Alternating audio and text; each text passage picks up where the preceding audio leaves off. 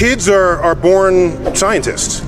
They're always turning over rocks and plucking petals off of flowers. They're always doing things that by and large are destructive. And no, that's what exploration kind of is. If you take stuff apart, whether or not you know how to put it back together. This is what kids do. An adult scientist is a kid who never grew up.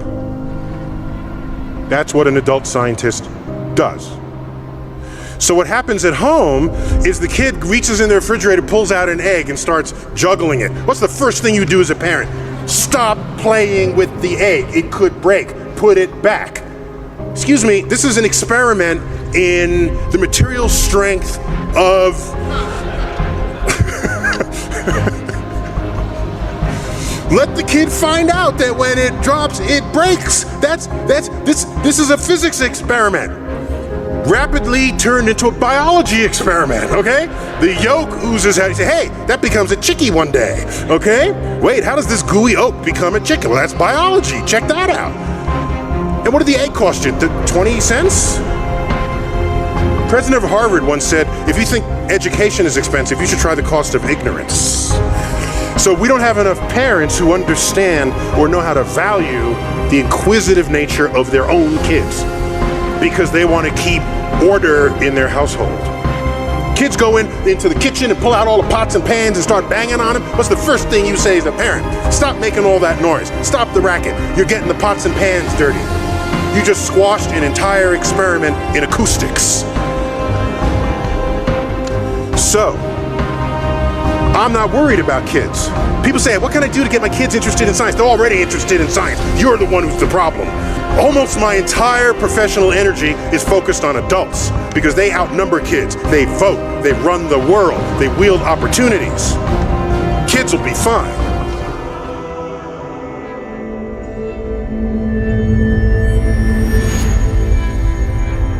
This is the greatest lesson for parents.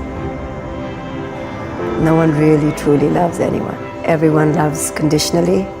Most love is conditioned, control-based, and fear-based. It's all about the self. So we live off prescriptive checklists and believe that if we don't follow that checklist, then we are somehow lesser than.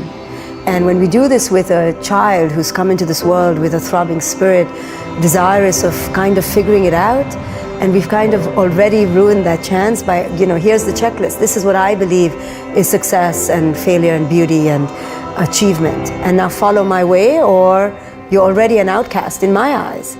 This immediate placement of a way to be obscures the ability for the child to develop their way. And you will see most parents do not accept their children for who it is they are, because they're not good enough or great enough or fabulous enough or not some accolade enough, not a degree enough. And then I show parents that the reason they can't do this, accept their child unequivocally for who it is they are, is because they haven't accepted themselves for who it is they are. The main battle is my child is not who I thought my child would be. Either not a superstar soccer player or a fantastic pianist or obedient, genuflecting little servant, Most parents who are raised on a diet of overachievement, on doing, have a very hard time understanding that their drive is not organic necessarily, but coming out of their inadequacy, their fear, their lack. They've just been indoctrinated to compensate for this, and they've never fully healed from their encountering their ordinariness. And so when I say that that's what's driving you, and then they get in touch with their little boy or little girl who truly felt ordinary and not good enough in that ordinariness, that's when the epiphany occurs. So then I make them see how it's now being projected onto the child. Don't do this to your child.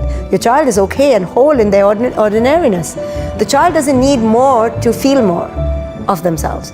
They didn't come with this egoic desire to attach to PhDs or labels or judgments or wealth to feel themselves. Children feel themselves just by who it is they are. They have the simplest access to wholeness. We rob them of this. To truly love someone, it's truly loving the other for who it is they are, with no you in the picture. They don't have to love you back, they don't have to need you, they don't have to agree with you, they don't have to adhere to you. Now try loving your child for who it is they are.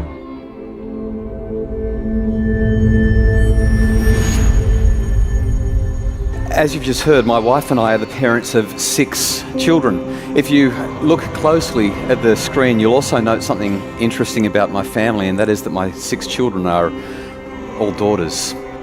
But this is Chanel with a couple of her friends in our kitchen goofing off, and Chanel's just turned 17.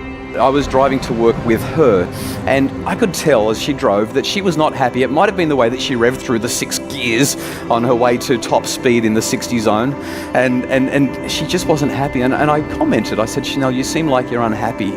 And she rolled her eyes, and I said, I get a sense that you're unhappy with me. And she said, yes, Dad, I am. And I said, I'm so glad that you've told me that. Could you tell me why? She said, well, sure. Today I found out that 2 weeks ago all of my friends had a party and they didn't invite me, and I only just have found out about it today. And when I asked them why they didn't invite me, they said, well, because it was the kind of party that Dr. Justin Coulson wouldn't have approved of. And for those of you for whom the penny didn't drop, I'm Dr. Justin Coulson. And straight away I felt so bad for her. I thought, oh my goodness, my parenting is causing my daughter to be ostracized and isolated and to feel horrible and to miss out on opportunities to be with her friends. But do I want her to have those opportunities? And I looked at her and I said, you know, if they didn't invite you to a party that I wouldn't approve of, it sounds like there probably were a few things going on that are not consistent with our values. Was there alcohol being consumed and potentially misused? She said, yes. I said, were there other drugs being consumed and potentially misused? She said, almost certainly. I said, were people disappearing into rooms for intimate encounters that they may or may not regret the next day? She said, possibly. I said, well, I'm really glad you weren't there. And so I said, do we need to revisit the rules? She looked at me and said, Dad, I know why we have the rules. I've been part of the conversations, remember? I said, okay. I said, I want to ask you a tough question. You're nearly an adult. You're a year and a bit off being an adult.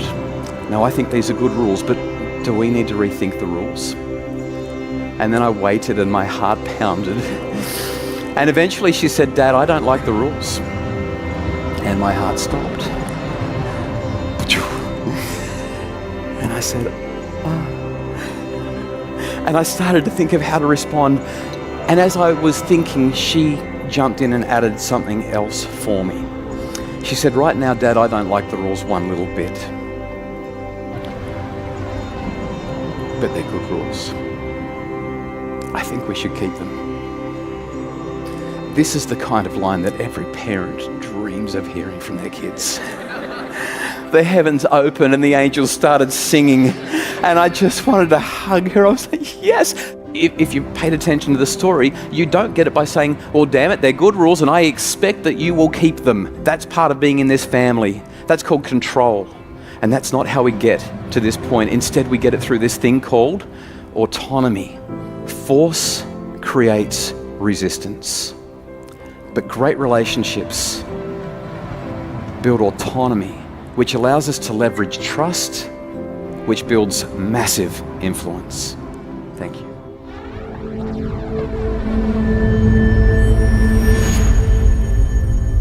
Children up until the age of 4 are operating at the genius level.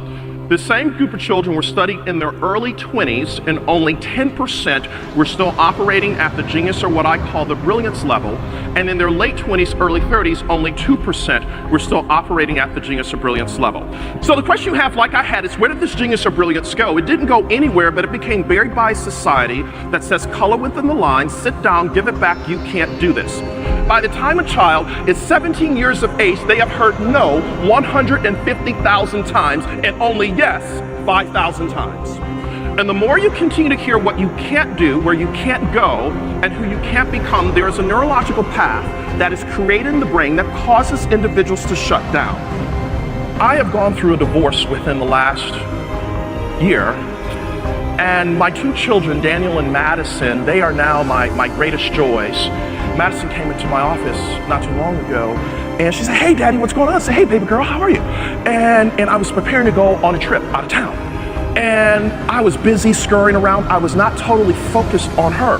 And she says to me, Daddy, I see you're busy. I'll just come back later. And I said, okay, baby girl. And I get on the plane later on, and it hit me that I missed the moment for spending that quality time with my baby girl because I was emotionally clueless and emotionally unavailable. because I was so busy trying to make so much money that my ladder was against the wrong wall. And their mother said to me, "You give everybody the best of you, but you give us the rest of you, and I don't want the leftovers anymore." And what I recognized, I was modeling something for Daniel and Madison, that you gotta go after it, you gotta get all this stuff. And I had the house, but I lost the home. I had success, but I had no significance. I had power, but I had no purpose. And I had money, but I had no meaning. And what I discovered, if I continued to model that behavior for my baby girl, that she would marry a joker like me who ignored her like her dad did. So what I recognized is that I had to move from hearing Madison to listening to Madison, because the same letters that spell the word listen spell the word silent. And when I have that time with my baby girl, I'm dialing in, how are you? And I'm modeling something for her brother as to how he's supposed to treat a woman. Women don't need us to fix anything. They just want to know, are we emotionally available and emotionally dialed in to know where they are? When it is time for you to make a U-turn and shift into your brilliance, we will have to come to a place where we're willing to do the work. It's not who you are that holds you back from brilliant success. It's who you think you're not that holds you back. And sometimes we focus on who we think we're not instead of who we are. So now I through pain, I'm learning that relationships are more important than money.